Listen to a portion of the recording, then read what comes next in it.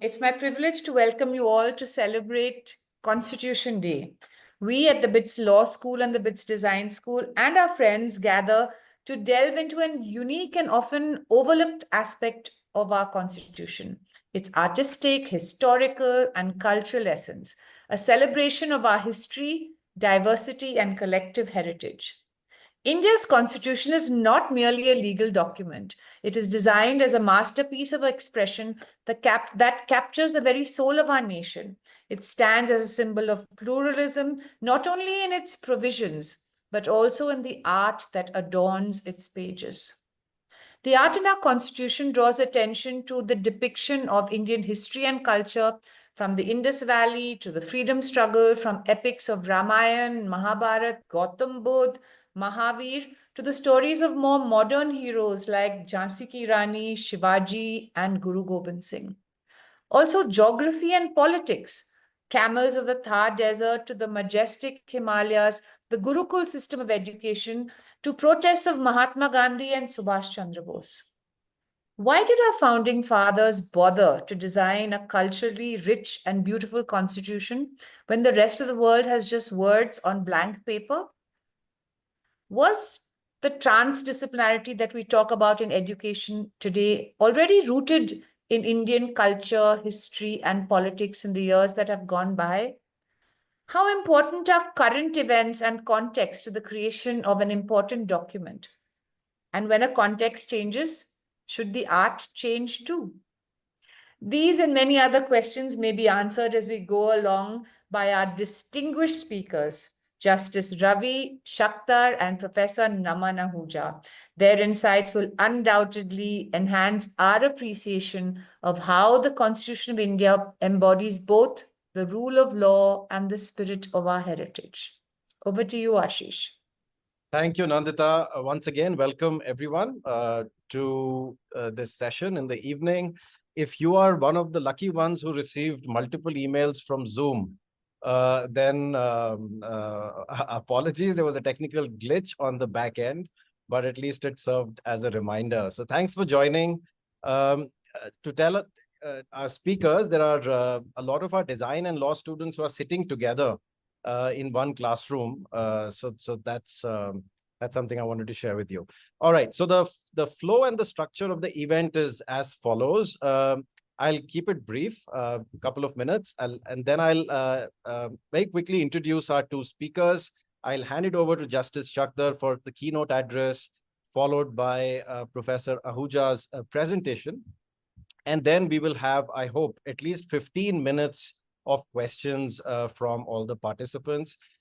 Participants, you can type your questions in the chat window. If you are unable to see the Q&A window, we can see both, and we will be able to select your questions as we move ahead. All right, with that background, I also want to tell everyone that we are recording this session because it's not easy to get these two speakers together. So we want to utilize this video recording in different ways, and then we'll upload it on our YouTube channels. All right, so now that we are done with the logistics, I want to tell you a little bit about what we are trying to do here and why we selected this theme. I'm Ashish Bharadwaj. My name tag says that. I'm the Dean of BITS Law School, and I'm really happy that Nandita and I decided to do this together. Around the country, a lot of institutions, a lot of law schools, a lot of bar associations, student bodies, civil society organizations must be doing something to commemorate the special day. But we decided to do it slightly differently, to focus on not only the substantive elements of our constitution, but also the artistic and the art history aspect of the constitution, which is why we reached out and invited Professor Naman Ahuja and Justice Rajiv Shakdher. As you know, I just want to clarify that it's the 75th anniversary of the Indian Constitution, which makes today, 26 November 2024, as the 76th Constitution Day of India. You'll see 75 everywhere, but it's 76th Constitution Day. And a hat tip to my friend Vinay for bringing this to my attention. And if you're a law student or a legal practitioner, then you've certainly looked at Constituent Assembly debates, or you might have heard of it. If you closely review those debates, and everything is available on the internet, there are dedicated websites um, about the Constitution and the debates that happened. When you look closely at those discussions and the Constitution itself, then as Nandita was saying, the nuances of our art history, our social history, design history, cultural history, they emerge in a very interesting way. For the wider audience, I want to share that the Constituent Assembly not only helped draft the Constitution, but they also performed the very interesting tasks of the adoption of the Indian national flag, the Indian national anthem, Jana Gana Man, and also the Indian national song, Vande Mataram. So it was not only the legalese that they were dealing with, there was a lot more to it. So this event, which the BITS Design School and the BITS Law School are co-hosting, is really an effort to bring these two, what may seem like very different disciplinary avenues together and see how we can bridge the gap between how artists or art historians look at the Constitution and how jurists or law students would look at the same book. So what does the art and design work in the Constitution really reveal? And how does one interpret it? These are some of the questions that Professor Ahuja is going to take up. And if we zoom out a little bit, other than the artwork and the aesthetics around it, what were the expectations of people when the Constitution was being drafted? It was a very tumultuous period post-independence, including partition and the run-up to the enactment of the Constitution in 1950. So what were these expectations? What were the major events that shaped the process of Constitution drafting? And how has the Constitution endured in the last 75 years, despite all the setbacks that we have seen as a country? These are some of the questions that Justice Shakdher is going to address in his keynote. Before I hand it over, I see that I have few seconds left. I'll very quickly introduce our two panelists. I'll be quick. You can read about them online also. Honorable Justice Shakdher has an illustrious career at the bar, at the bench, and academia, spanning almost 4 decades. He has served as the Chief Justice of Himachal Pradesh High Court, judge at the Delhi High Court and the Madras High Court. He's a Chevening Scholar at the Institute of Advanced Legal Studies in London, and he's also a qualified chartered accountant. So his multiple competencies. And what I can share with you, Justice Shakdher, is that you're remembered by the legal community, especially your interns and your law clerks, as the compassionate judge with ironclad conviction. I encourage all law students who are listening to this to please read his work, his judgments. They are quite, they're full of new findings and knowledge.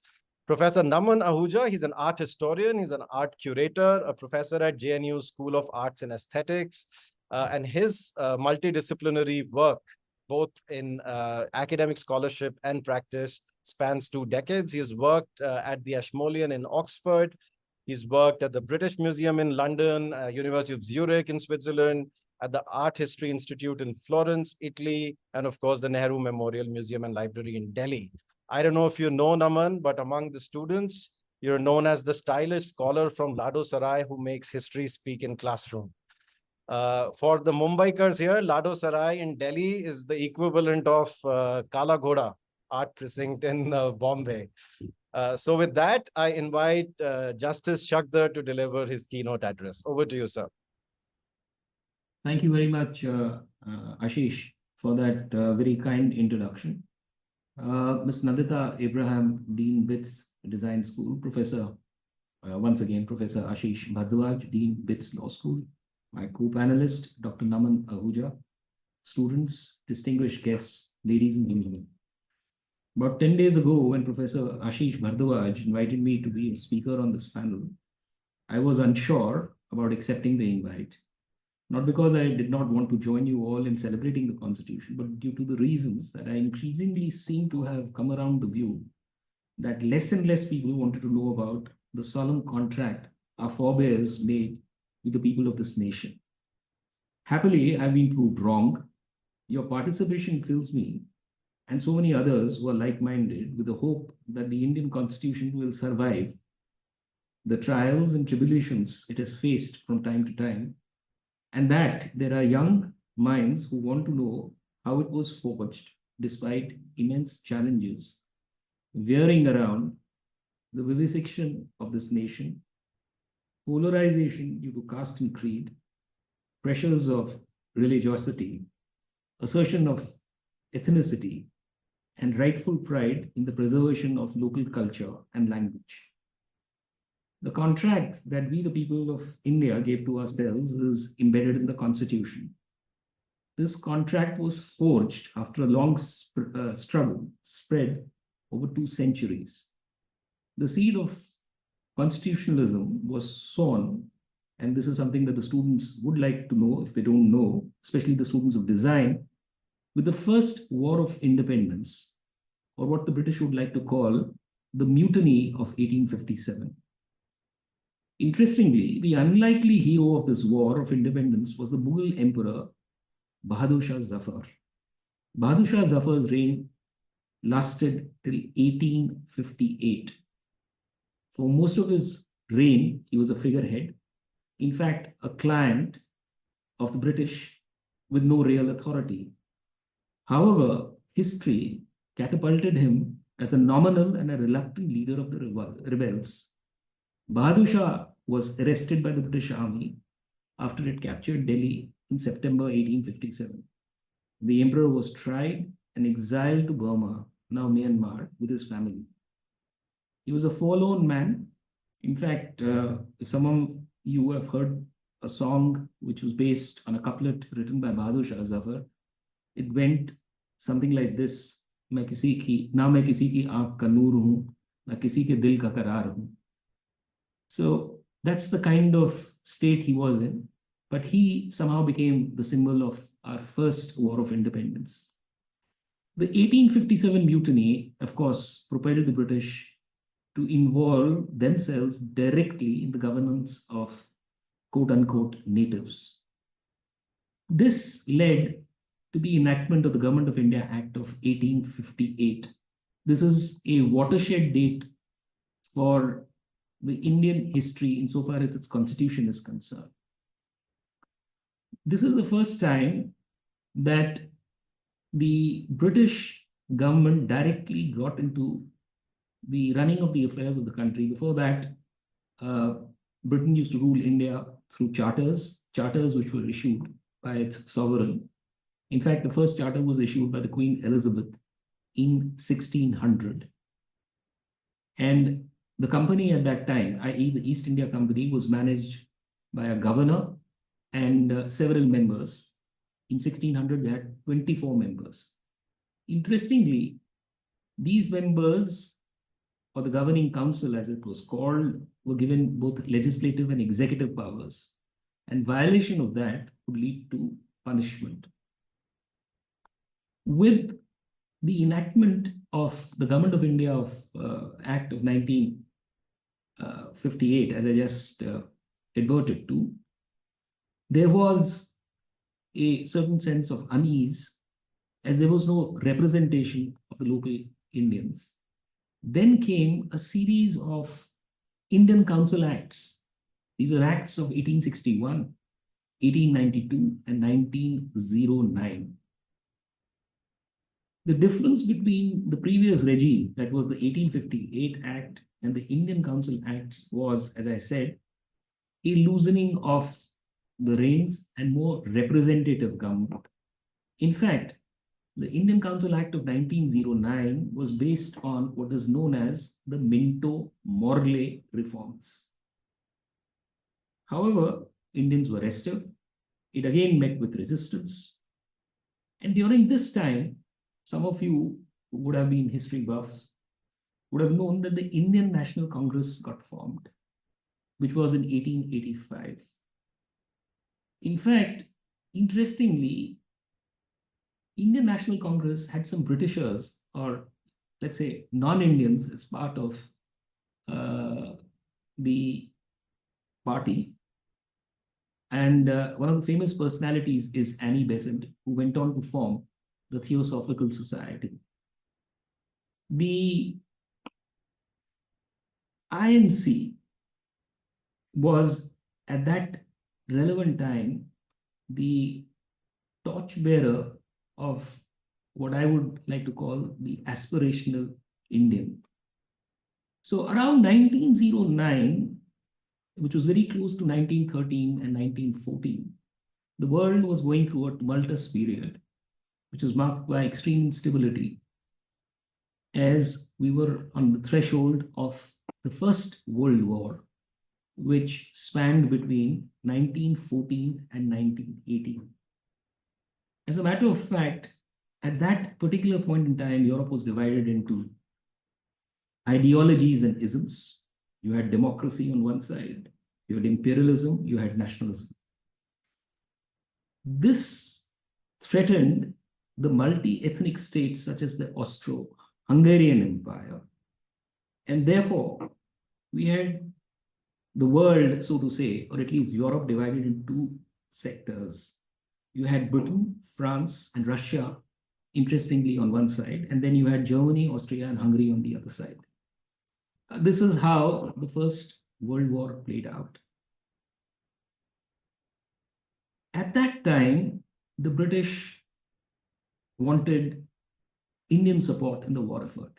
In fact, in Delhi, there is a memorial where you have names of Indians engraved who participated in the First World War. It's an interesting sight. I don't know whether Naman would be referring to that, but that's something very interesting.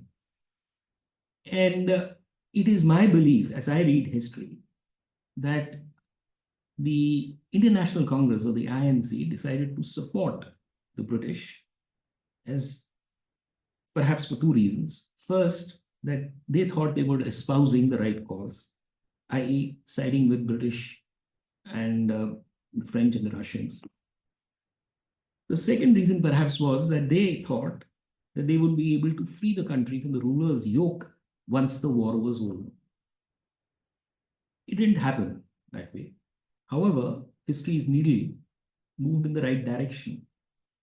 On 20th August 1970, Mr. Montagu, who was the new Secretary of State for India, students who don't know about this, that the British government ran the government in India through India House. If you go to London, there is what is known as the India House, where the Secretary of State for India sat, and he took all the administrative decisions.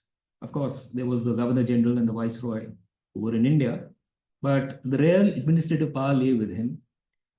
And he stated in the House of Commons, which is equivalent to our parliament, that it was the goal, and this is in 1970, I just said August 1970, it was the goal of the British government to associate Indians in every branch of administration and in the gradual development of self-governing institutions. It was conveyed that the British government was interested in establishing a responsible government in India, which would form, however, integral part of the British Empire. They were not letting go of us even in 1970. But since the war had happened, they were, in a sense, a little weak because of resources having been spent. They immediately enacted what is known as the Government of India Act of 1919. For students of Constitution, there are two acts that you should look to when you are interpreting the Constitution or wanting to know what the Constitution is all about. It is the Government of India Act of 1919 and followed by the Government of India Act of 1935, to which I'll come to in a little while. The structure of the two acts is similar to what our Constitution is. However, after we got into, or the Indians got into forging the Constitution, there were some substantial changes made. For the moment, it's important to remember that the Government of India Act of 1919 had two lists, the central list and the provincial list. Subjects concerning national importance or involving more than one province were placed in the central list. Subjects which interested only the provinces were placed in the provincial list. The residuary subjects were divided between center and the provinces. But then the British realized that the Government of India Act of 1919 had flaws. Came the famous Simon Commission. You would have seen in some Hindi movies, you always have this Simon Commission, go back, Simon Commission, go back. But that was the cry of the Indians. Why? Because the Simon Commission did not include Indians in it. And although the appointment of the Simon Commission after the 1919 Act, which was in 1927, led to the enactment of the Government of India Act of 1935, which was significantly different from the 1990 Act, and in fact, in large measure, as I said just now, reflective of what is put in our constitution now, had its pluses. The first thing that the Government of India Act did was that it broadly divided the role of the governor into three parts. There were areas where the Governor General would act on the advice of the Council of Ministers. This is equivalent to our Prime Minister, where he acts on the advice of the Council of Ministers. The second was an area where the Governor General would take his individual judgment, which is like there are certain silences in the Constitution where the President takes decisions, say on whether a house has to be dissolved, which is the largest party which is to be called for formation of the government.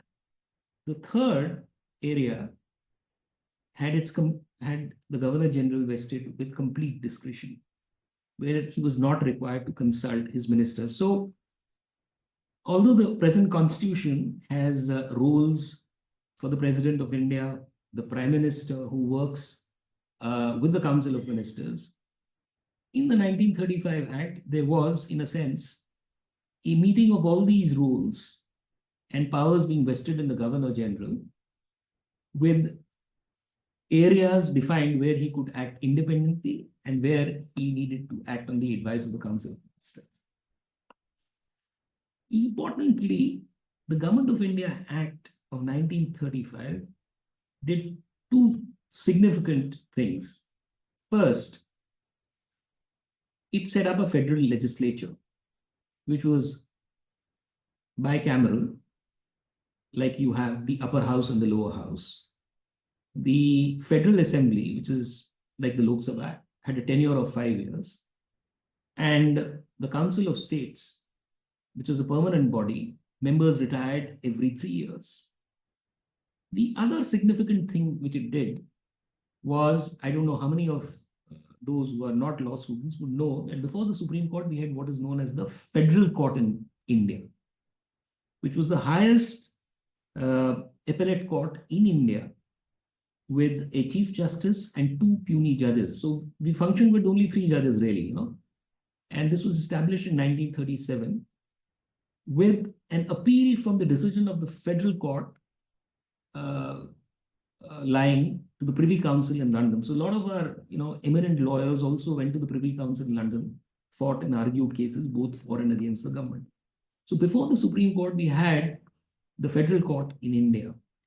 Now, what did the Government of India Act of 1935 do for the political class? It allowed them to fight elections. In fact, the INC, that is the Indian National Congress, fought elections in the provinces and secured majority in 7 provinces.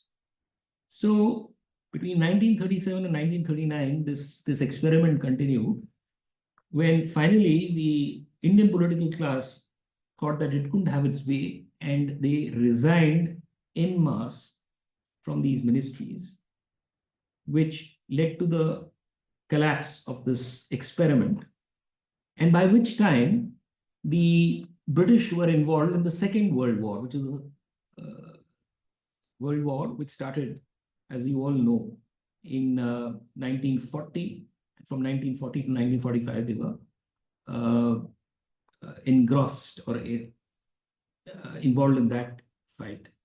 In between, when the war was still on, or it was had just commenced, the British gave us what is known as the August 1940 offer, which is the offer given by Lord Lithgow on behalf of the British, which was that India would be conferred with a dominion status. Now, please understand, we were a colony till 1940, till they gave us this August 1940 offer. Now they were saying, okay, we are involved in a war and we are diminishing in status, so we'll give you what is known as a dominion status. So we moved from a mere colony to a stage where the British said you could have limited autonomy. However, decisions regarding defense and foreign policy would remain with the British. The second decision that they took, or the offer which was made to us, was that we would constitute a body for framing a constitution, and that constitution would be framed by the Indians. So in 1940, there was a perceptible shift in the approach of the British, and it seemed that they wanted to get out of India as fast as possible, but the war was still on. The INC, however, refused this offer. Having not had a good experience in early 1900s, 1909, before the First World War, they said, nothing doing, we don't want dominion status. We want a complete freedom from colonial rule. It is around this time that in March 1942, the British made another attempt through Sir Stratford Cripps, only to seek cooperation of the Indian leaders in the war effort that was required for the Second World War. Since the Indian leaders refused to comply, in fact, they started in 1942 what was known as the Quit India movement. There was blowback for them. Several Indian leaders were incarcerated. Then came the real end part, which is in March 1946, when the war was over, the British government sent what is known as a cabinet mission. It is then that a decision was taken to form a constituent assembly. Furthermore, they formed or invited Indian leaders to form an interim government. I don't know how many of you would recollect that Pandit Nehru actually became the Prime Minister of that interim government on 2nd September 1946. This was before independence. And 5 members from the Muslim League were part of this government. And they remained part of this government till partition. Of course, when Muslim League, they were interested in having Pakistan. So this experiment then came to an end. And Lord Wavell, who was the Governor General and was Viceroy of India when the interim government of 1946 was in place, was replaced in March 1947 by Lord Mountbatten, who was the last Governor General. This was basically because Prime Minister Attlee had taken a decision that they would leave India by June 1948. To cut a very long story short, we had the Indian Independence Act of 1947, which was explicit in indicating that from the day we get independence, the two dominions, so to say, India and Pakistan, would have complete freedom to administer their respective states. They would have also legislative control over their nation states. It is in this background that C. Gopalachari became the first Governor General of independent India. In between, on December 11, 1946, we set up the Constituent Assembly, chose Dr. Rajendra Prasad, our first president, as the chairperson of the drafting committee. Pandit Nehru was deeply interested and involved in the formation or the framework of the constitution, moved what is known as objectives resolution as to what is it that we are trying to achieve in terms of ideals, aspirations, and fundamental goals. It's a document worth reading because that's the foundation of our constitution. The constitution, interestingly, had several stalwarts. The most well-known name is Dr. B.R. Ambedkar, who was chosen by the Constituent Assembly to head the drafting committee. We had people like Sir Aladi Krishnaswamy, K.M. Munshi, T.T. Krishnamachari, Durgabhai Deshmukh. Interestingly, this lady, who taught Hindi in Tamil Nadu, but opposed the imposition of Hindi on southern provinces. So our challenges remain the same vis-a-vis the southern provinces. We had an interesting person by the name of Jaipal Singh Munda, who was a representative of Adivasis, but he was Oxford educated and someone who had taken part in Olympics. We had a Jesuit priest, Jerome D'Souza, Gopal Swami Iyengar, and several ladies, and in fact there were 15, who were part of the Constituent Assembly. But one of the interesting, call it trivia or otherwise, although women were part of various subcommittees like the advisory committee and the fundamental rules subcommittee, they were not made part of the drafting committee for some reason. Notwithstanding that, their contribution to the formation or the framework of the Constitution was not less than their male counterparts. They ensured there was element of gender equality embedded in the Constitution. As I said, the Adivasi member, who was an Oxford returned, or rather educated person and who had taken part in Olympics, ensured that Dalits and Adivasis, along with Dr. Ambedkar, of course, gave the Constitution its heft in terms of representation. Another significant aspect of this Constitution was the way they went about doing it. The Constitution, the draft Constitution, was put in public domain in January 1948. 8 months were given to people in the country to offer their suggestions. General discussions took place on the draft Constitution. Clause by clause discussion was also carried out. And you would be surprised to know, and something that I also discovered, that 7,635 amendments were proposed, out of which 2,473 amendments were discussed in the Constituent Assembly. The Constituent Assembly had 11 sessions spread over 165 days. Now, the Parliament today gets convened and adjourned at the drop of a hat. But this was the patience of these gentlemen who gave us the Constitution. 2 years, 11 months, and 18 days was the time that they took to frame the Constitution. Interestingly, another thing that some of us forget, the Constituent Assembly, which is a precursor to your Parliament, was never dissolved. It has been adjourned sine die. I don't know, someone may take a cue from this and revive the Constituent Assembly, but that seems to be the historical nugget. There are several criticisms of Constitution by scholars. One of them is that the members of the Constituent Assembly were not elected based on adult franchise.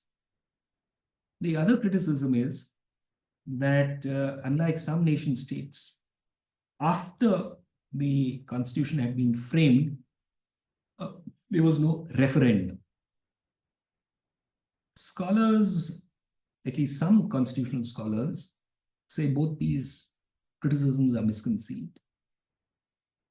As far as the Constituent Assembly not having elected members, or they were elected by limited election, not by adult franchise, The answer appears to be that the country was very fragile. All of us know that there were riots. The Muslim League, the Indian National Congress, and the British were pulling in different directions. It was not perhaps possible for holding an election. In fact, there are historians who say that Pandit Nehru actually wanted to have an elected Constituent Assembly via adult franchise. He was advised by Sukumar Sen. I don't know how many of you remember the first election commissioner of this country. He was a brilliant man. To have elections in 1951 and 52, when the nation was fraught with communal riots and we had nothing, we were a newly born nation state, and he held those elections. He advised, it appears, that you have to give me time to put the electoral roll in place, because without that you can't have an election based on an adult franchise, and that would take a lot of time. As far as referendum, putting the constitution to referendum was concerned, several historians and constitutional scholars would say, but that criticism was met because most of those people who were part of the Constituent Assembly when they fought the 1951-52 elections were elected to the parliament, which meant, in a sense, the government, the people of this country gave them their, let's say, affirmation for what they had done in forming the constitution. So we have, as I conclude, a constitution which is not a perfect document, but any document that you draft, and this is what is known as lex suprema, if you use the Latin expression, or the grand norm, is, it's my view, and it's shared by a lot of people, a beautiful document which perhaps requires people to save its core, and the institutions which are being charged with the responsibility to guard its core. Both, it has done so, the institutions have come through, it seems, sometimes not to the expectation of people, but mostly come through in the past, and I'm sure they would do so in the future. So I end with only this last observation, that we have to remember, as people, it is not easy to get consensus, that our forebears were able to get consensus in a period where we faced several challenges, including communal rights, to which I made a reference, and were able to come up with a document such as this, is a credit to those tall leaders. Thank you so much for your patience. God bless you. Thank you very much, Justice Shakdher, for your keynote address. I'll now invite, because there's paucity of time, Professor Naman Ahuja for his address on the artistic dimensions of the Indian Constitution, and then after that we can take questions from the audience. Audience, if you have questions right away, please feel free to enter them on the chat window. Over to you, Naman. Well, thank you very much. I'm going to concern myself with some very brief notes on where the Constitution, why it looks the way it does, and what it is that it illustrates. It's based on a short study that I wrote a few years ago, but you can see a précis of it in the press. Let me try and put my slides on for you. I'm an art historian. I'm interested in how art is used to present our different presents, as it were, our different moments in time. There is a history of how the law can be read through works of art, and it is a very productive and exciting dimension to what we can do. But I'm going to focus on the specific impetus that led to the way in which the book looks the way it does. And why was the Constitution designed in this particular manner? What symbols does it have? And what do they all add up to? And I'm going to address it as, which past were they trying to evoke? And what future were they trying to conceive? And there are varied positions on history, on what is a valid history and what makes sense and what appeals to whom. And it's a very subjective enterprise. And that subjectivity leads to what I call a very productive tension. Imperfect, as we've just heard, the document may be, but that imperfection itself is one that we must learn to live with and through and interpret. No document can ever be perfect, and neither can the art that it represents be taken as being absolutely sacrosanct. So it is art that is symptomatic of a certain moment in time. And what was the nature of that time that created the book in the way that it was fashioned? I was saying the two studies that I've really worked on which deal with this. One is an article which many of you can find accessibly online. It was published by the Mint. And it's called, Can the Art of Our Constitution Look to the Future? But the second is a longer study, which actually goes into the immediate history of what we would constitute our national vocabulary, artistic vocabulary. And this was a conundrum for many nation states that were gaining independence from imperial nations. The flag, the insignia, the anthem is something that we've just heard about.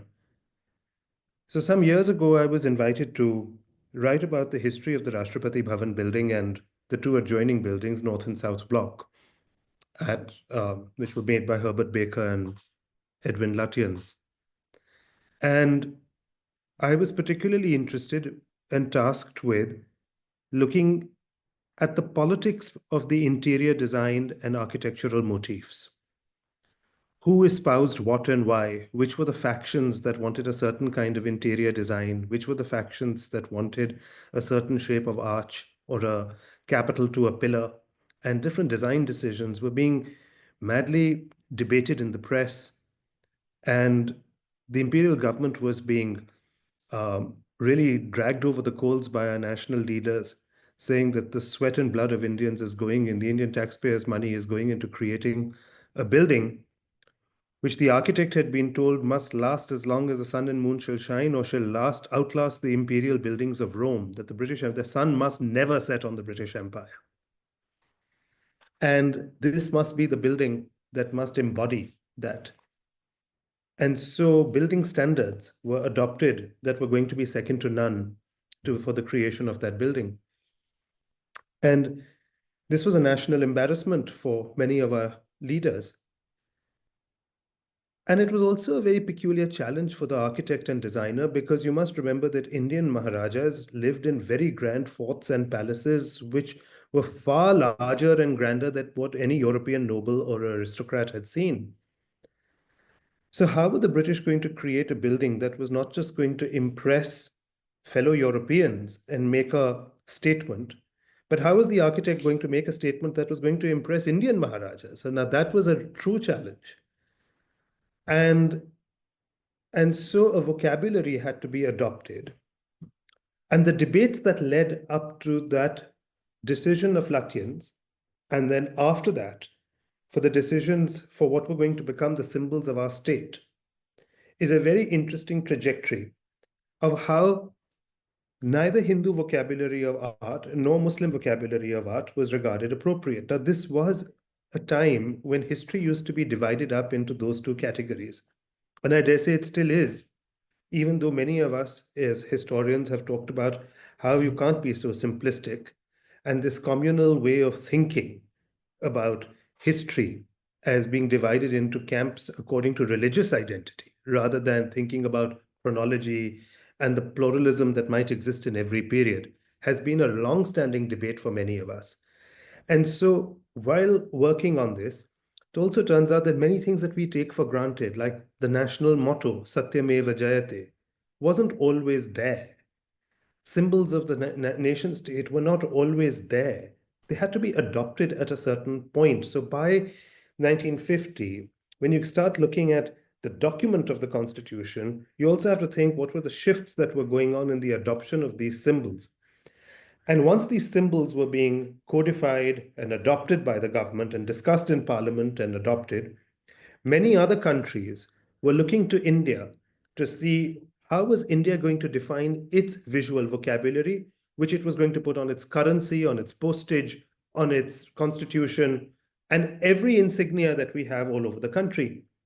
And we got a great clue for this because Lutyens himself, when he designed Rashtrapati Bhavan, he decided to use the dome of the Sanchi Stupa and its Vedika as the fence around it, rather than use a Gothic dome or use from a cathedral or use an Islamic dome or use any other kind of structure. Using the stupa shape and line and form became a very interesting via media that was found to be attractive to the government of India even after independence for many reasons. And then it was adopted, as we all know, for the Supreme Court, and it became the symbol and the shape of dome that was going to be acceptable for us in everything that we made. And in fact, this harking back to a Buddhist vocabulary is particularly important. Not only was Ambedkar, this is even before Ambedkar becomes so major in the drafting of the Constitution, there was already a move, as I'm trying to show, towards using Buddhist vocabulary of art and architecture across our national buildings. So it was no great brainwave that upon independence, the throne of India, instead of having the viceroy and vicereines, chairs or thrones there, looking straight over the axis of Central Vista once the doors of the Darbar Hall are opened, all the way down Rajpath to India Gate. That axis of power was changed, and it was a single seat that was put there. The British crown was removed. The Ashoka Chakra was planted on top. And presiding over the President of India was the greatest pursuit that a man could ever achieve. A mortal that can show the path, not an immortal God, but a figure of the Buddha, which would embody the principles by which man may govern and rule. The perfect composure of wisdom and compassion was taken as this iconic figure under which the throne of India would be positioned. Now, this was very different to how it had been conceived in the 1920s and when you look at the original drawings. So it is, these ancient Buddhist symbols had the advantage of serving the ownership of neither the Hindu or the Muslim period histories. And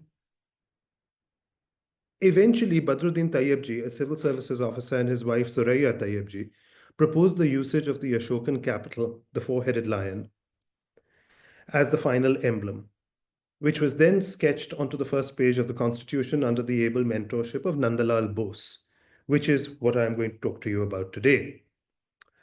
So these symbols also had a massive reason for the foreign policy of India, which was, of course, the exertion of India's soft power across the entire Pan-Asian solidarity, which became very major through Bandung and the non-aligned movement subsequently.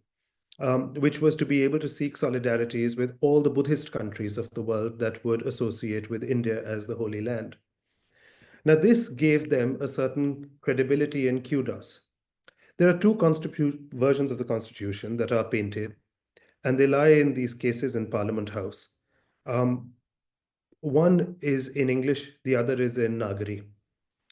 It is a handwritten document that bears a series of signatures at the end. And if you look at it as such, it is actually one of the more, it's like a long history of those precious farmans and documents, which are orders that any kingdom would issue, which bears the signature endorsements of the people by hand at the very end. So the entire thing is a hand-created, beautifully calligraphed document.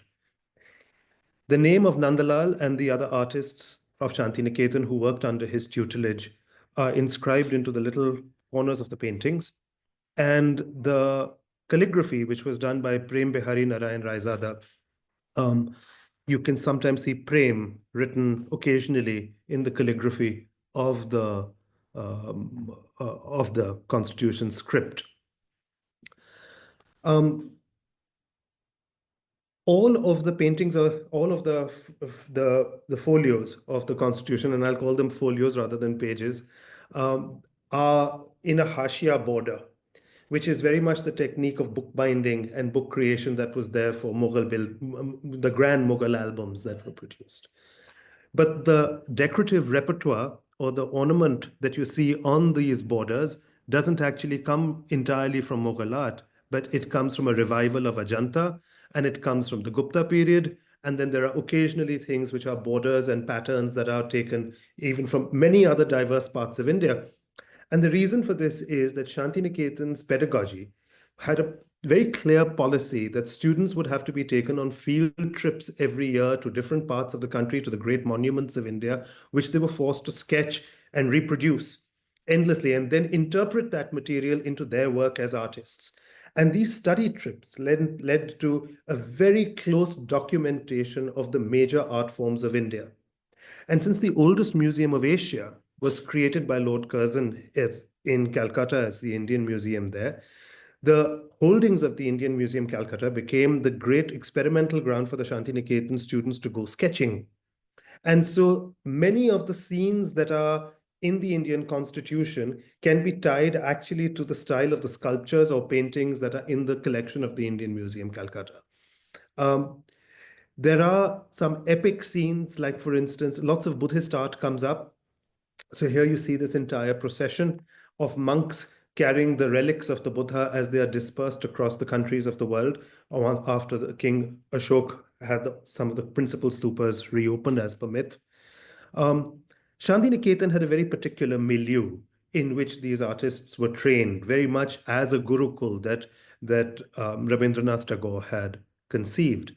And it had become the champion institute. We just heard about Annie Besant and the Theosophical Society and what was going on with Jiddu Krishnamurti in South India as one Indian intelligentsia approach towards what Indian national education should be. And Shantiniketan was very much the other pedagogical institute at the same time that was providing an equally Indian ethos to what was going to be an acceptable national educational model. And that was one where many national leaders, along with many great luminaries from the rest of the world, would come and congregate. And that's where you see Subhash Chandra Bose's visit, Gandhi's visit, C.F. Andrews.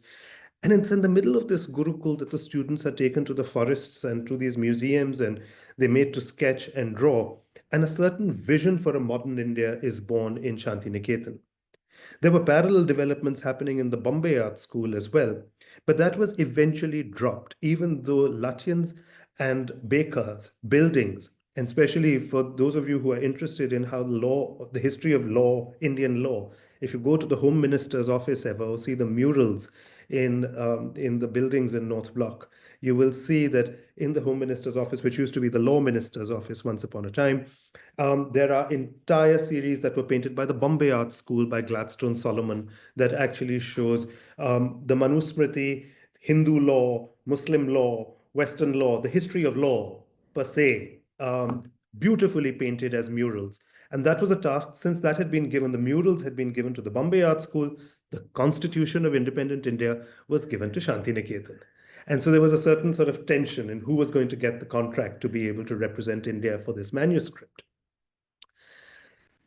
It strikes us today as being slightly anachronistic and very much a period piece as art critics and art historians. There are these great vistas of the landscapes of India and certain leaders of India, and yet you wonder, going through it folio after folio, where are the women of India?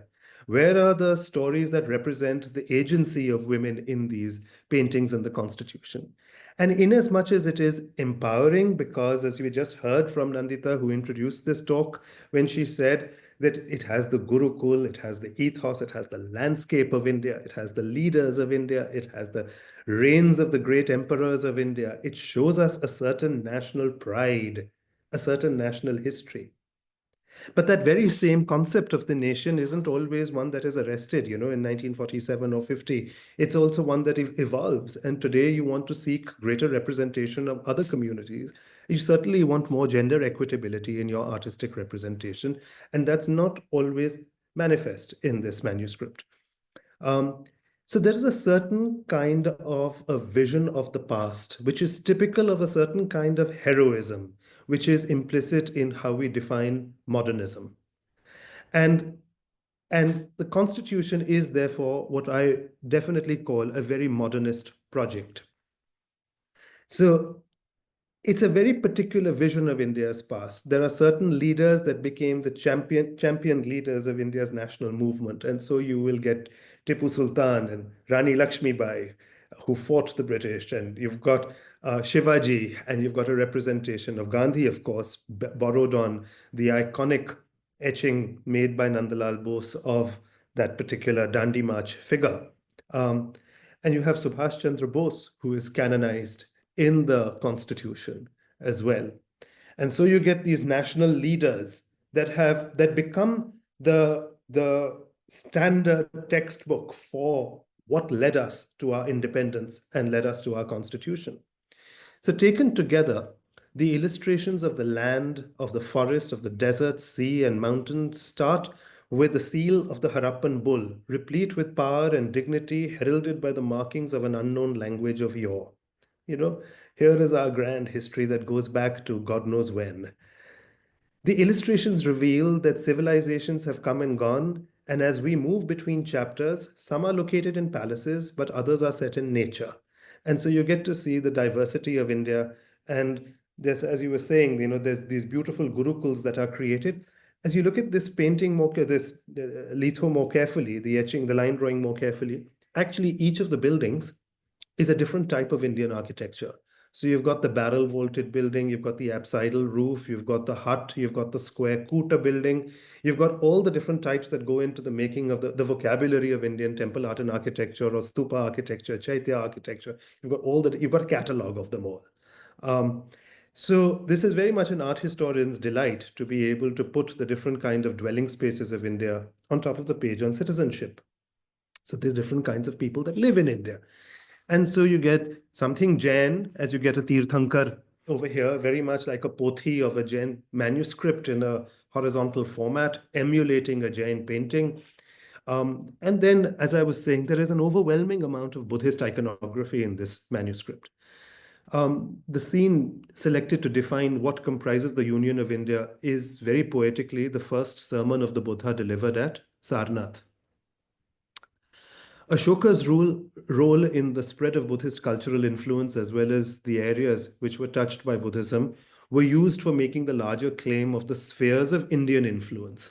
So when defining the union, it is everywhere where the stupas and the ashes and the teachings of the Buddha the Chakravartin have rotated and gone, the Dharma Chakra has gone, which ties in nicely with the symbol of the chakra in the middle of our flag. So everywhere where the ecumene of India may spread. So it's very clearly shown, as you can see, as I zoomed in over here, as to what the painting looks like. And they've got this Brahmi script at the bottom. There's a Brahmi inscription at the bottom of the drawing. Then there is the story of the spread of Buddhism, as I was saying, where the ashes of the Buddha are dispersed all over the world, mostly Asia. But there's Jain material, the Indus Valley, there's Buddhist material, and then of course there's a lot of Hindu iconography. And there is now Ram, Sita, and Lakshman, the righteous Ram, on top of the page on our fundamental rights. You wonder if there is a connection between the righteousness of Ram and the putting him on top of the fundamental rights page. And they're on Pushpak Vahan on their way back to Ayodhya. And, but I don't think anyone could have quite predicted some of the cases that have been heard more recently about the figures and the illustrations of our Constitution. On the 1st of January 1993, Justice Harinath Tilhari delivered a judgment that the illustrations contained in the Constitution explain the concept of secularism and cultural heritage, as there is no negation of religion in this particular manuscript. That's quite interesting, because Indian secularism is not like the Western definition of secularism. It is a pluralistic definition. It's an inclusive definition. It's not one that says that we are anti-religion per se. And so it's quite interesting that we have these religious figures that are incorporated into the Constitution. Yet you have another case where the arguments put forward by the Vishwa Hindu Adhivakta Sangh to constitutionally seek darshan of Ram to the Lucknow bench of the Allahabad High Court included that the characters rendered in the illustrations of the constitutions were constitutional personalities per se, validated by the presence in the book.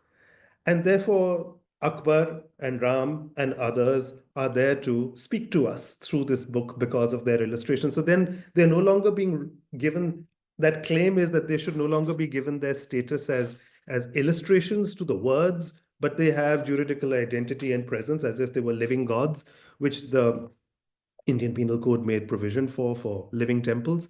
So it's not quite the same thing, but an attempt is made to be able to interpret these images in that way. The forested hermitages of the rishis that began the constitution come to the fundamental rights, but I'm particularly intrigued by this particular illustration of Arjun bowing his head to Krishna's sermon, agreeing to the duty that he must perform unwillingly. And that unwillingness, where he accepts, that reluctance with which he accepts, is something that is captured by the painting. And I think this kind of attention of mood, we would do well to be able to read the mood that Nandalal Bose's artists have tried to incorporate in each of these paintings, because they're not mere illustrations. There's something about the characterization that is also speaking to us. In savagely partitioned and communally alert mid-century India, what was to be commemorated, what was to be historicized or recorded were tense questions. If the nation was the product of a struggle for unity, the threats to unity required a new strategy of address. It was to become a unity that was aware of its differences, knowing that each of these constituents are going to raise their claim for years to come because these differences had been very long-standing, so that the debates, the far-sightedness of the Constituent Assembly was actually mandated of them, right? It was their business to have that far-sightedness, to be able to know from history what the fault lines are in South Asia and how they could predict the fault lines to recur and prevent those fault lines from becoming eternal rifts. And so the inclusivity with which the Constitution is painted has the same farsightedness associated with it. I think art historically, they are also as inclusive. So some paintings are in a thoroughly modernist Art Nouveau tradition, which you can see in some of the paintings. But some of the others are direct copies of Sanchi, of Bharut, of the Indus Valley, of Konark, of Ajanta. And so you can see different epochs of Indian arts styles invoked in the constitution of India. Now, although these illustrations are drawn from different epochs and they all have a different subject matter, I've tried very hard to be able to read the list of illustrations that are provided in the Constitution and see what, cutting them slack for the terminology that they use for what's from the Muslim period or Buddhist period or Hindu period, as they used to call it in those days. But yet I can't always see the symbolic or metaphoric connection between the subject matter that is illustrated and the section of the Constitution that it has been used to illustrate. And that's not always manifest. One could sort of take a leap of imagination and imagine sort of the reasons why that might be the case, but it's not always apparent to the person going through those pages.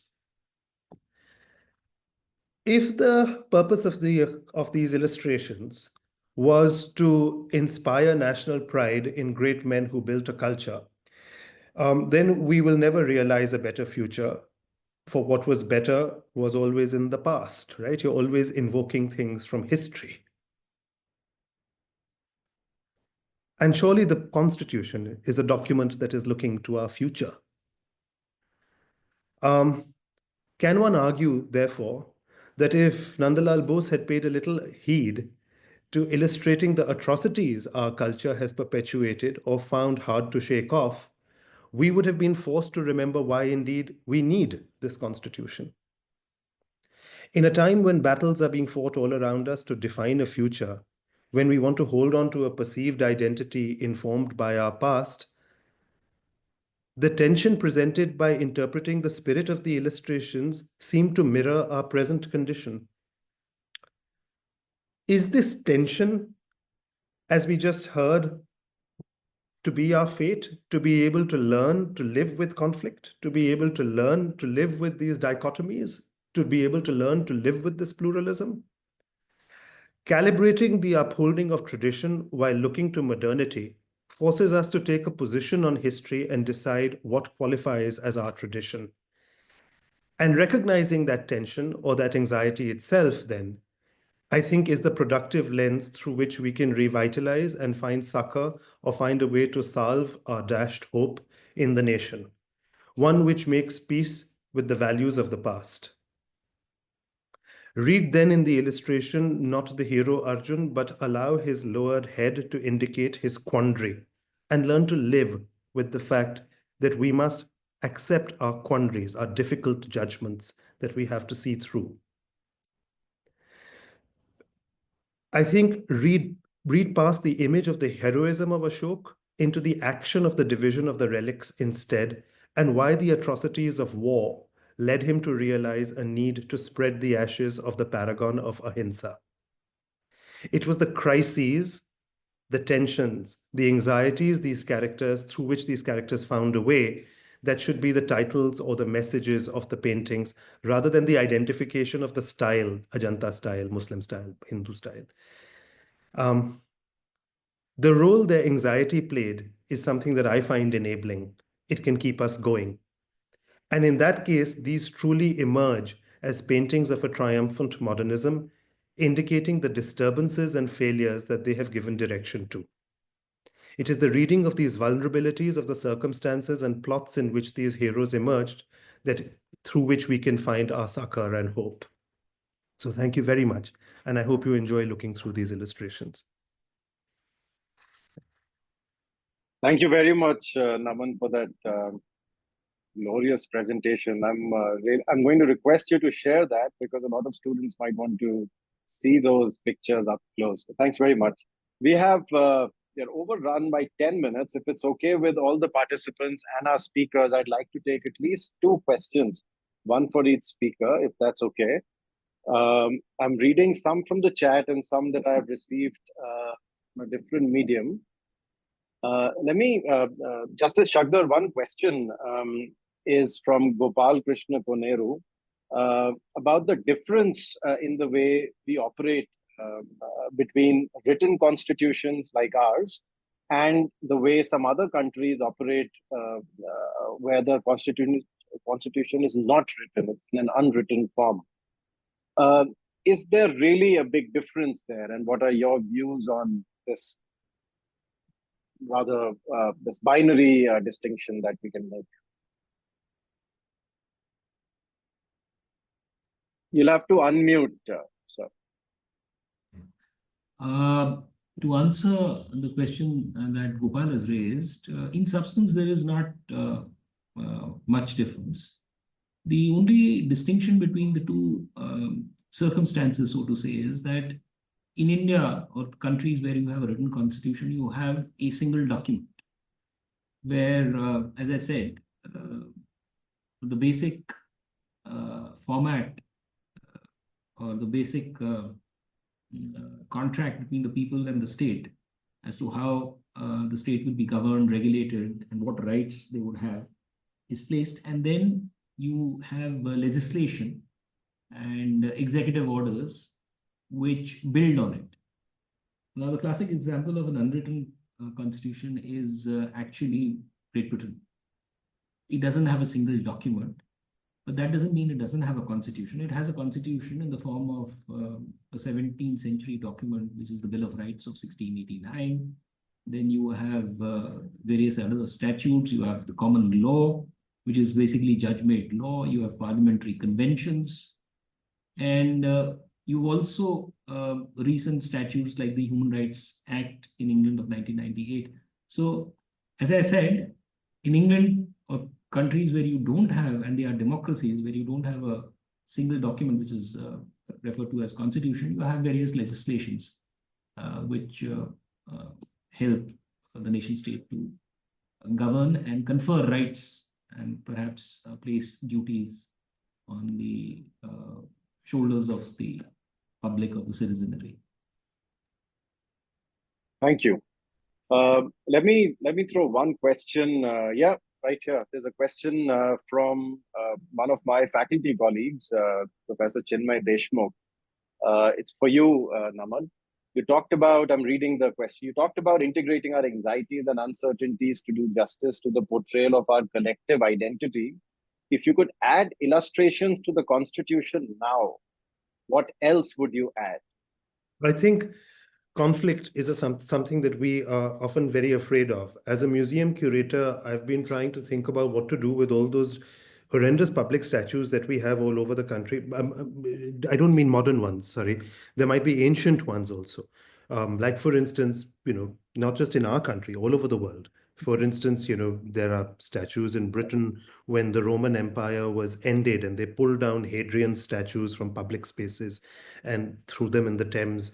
There were different parts of the world where statues are beheaded. We've taken our governor generals and viceroys' statues and put them in the zoo in Bombay, and so on. And so we've done these are by putting it in a zoo, it's making a statement, isn't it? Like, you've shoved it in the zoo. You're not putting it on.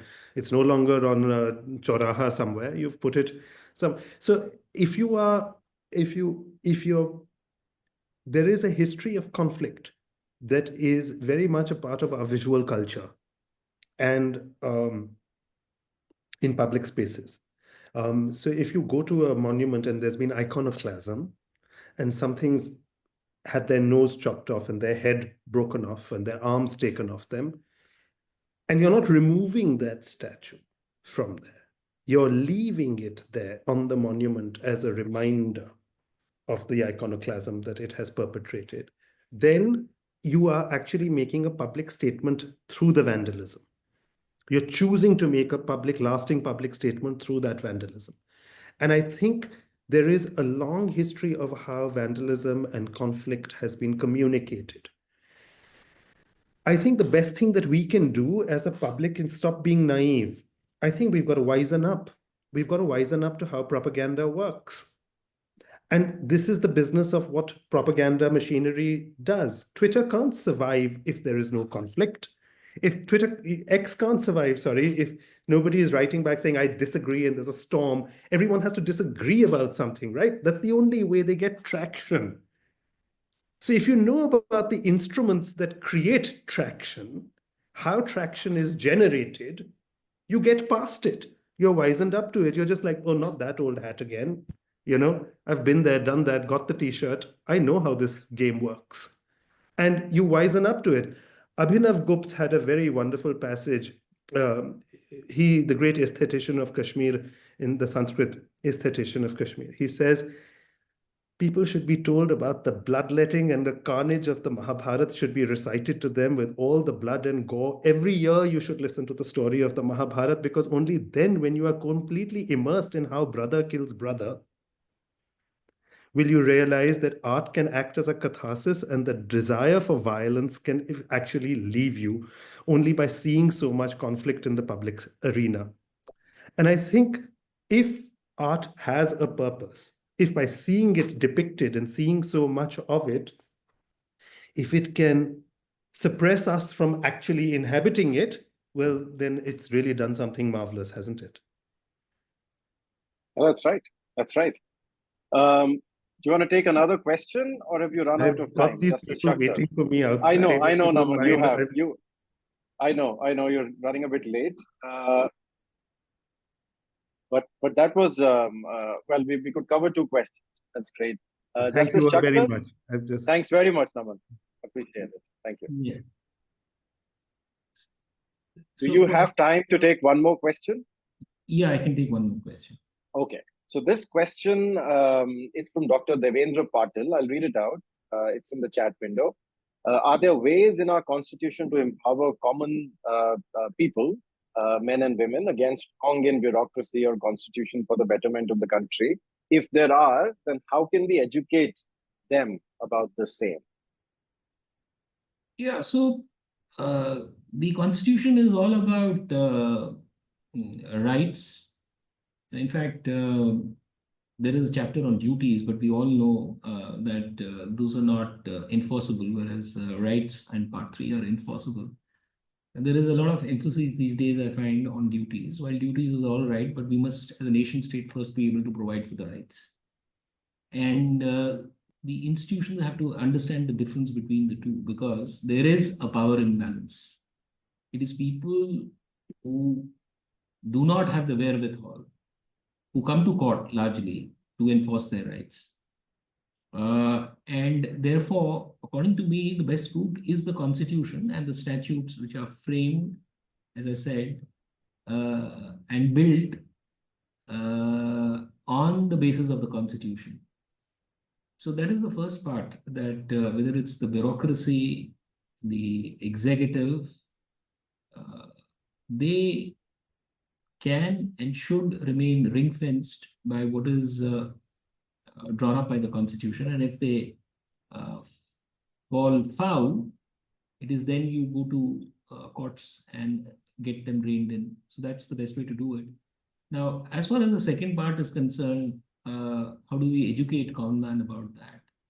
I think seminars like this are the best way to educate young minds. And we must take our Constitution to institutions, in fact, take it down to the schools. This should not remain on bookshelves to be spoken of only when we celebrate another anniversary of the Constitution. In fact, there is a wonderful documentary done years ago, Ashish, perhaps you would remember, by Shyam Benegal, called Samvidhan. It's in parts. In fact, as an educational institution, I would urge you to have your students see that, not at one go, but over a period of time, so that they absorb, and then you have a discussion. And maybe those who are charged with the responsibility of framing this Constitution, their lives will also come to the fore, and you would understand what this thing is all about, the document is all about. That, in my view, is the best way of doing it. Right. Well, thank you very much. This was absolutely brilliant learning experience from both our speakers. If there are students, law students, and even other students here, take a look at the page of the Book of Constitution, which Naman was also talking about. The page, it's part 4, where there is an artwork of Sri Krishna and Arjun in the Battle of Kurukshetra in Mahabharata. And that's the page where DPS, Directive Principles of State Policy, are mentioned. And as you know, law students, these are guidelines for the government to operate, to create the right kind of conditions to allow citizens to prosper and to live well and wisely. It's also, the alcohol ban, for example, in different parts of the country is an example of a directive principle of state policy lever. The other thing I would suggest to all the listeners, all the participants, particularly students, is when you open a PDF copy or a physical book of Constitution, look out for the word frame in the border of each page. Naman mentioned it. The calligraphy was done by Prem Bihari Narayan Raizada, and he didn't charge anything. PM Nehru approached him, and when Nehru asked him, "How much are you going to charge?" he said, "Not even a rupee, but I would want my name on each page and the name of my entire team from Shantiniketan at the end of the book." So look out for that word frame. He has done a remarkable job along with others, Nandlal Bose and the others Naman mentioned. So this really brings an end to this session. I'd like to share with you, Justice Shakdher, that BITS Law students, the first year students wrote an exam last week, I think it was Saturday, on historiography and nationalism, where a lot of these aspects were touched upon. So I'm sure they were able to relate to your lecture and Naman's presentation. And for the second year students, their first course in constitution law got over in this semester, and they're writing the exam for it coming Friday. So again, your keynote address is pretty much supplementary lecture notes for them for the upcoming exam. And I'm certain that the students of the design school also benefited because they have interesting coursework to do in their first year. So thanks very much. I think I would like to end by saying that it has been, as we see the artwork in the Constitution and the various amendments that have been made, and if we go back in time, the nature of discussions that happened within the Constituent Assembly, what comes out is a collective ability as people, as nation, to hold on to preserve the capacity to absorb the differences, despite these the perennial yells of communities and religions and languages and cultures coming in and blending quite brilliantly. And this has contributed quite significantly to our progress for the last hundreds and thousands of years, as depicted in the artwork, and closer to our independence in the way that Justice Shakdher articulated in his keynote address. Thank you very much for your time. On behalf of BITS Design School and BITS Law School, thank you to all the participants, especially Justice Rajiv Shakdher for your time. Professor Naman Ahuja. Thank you.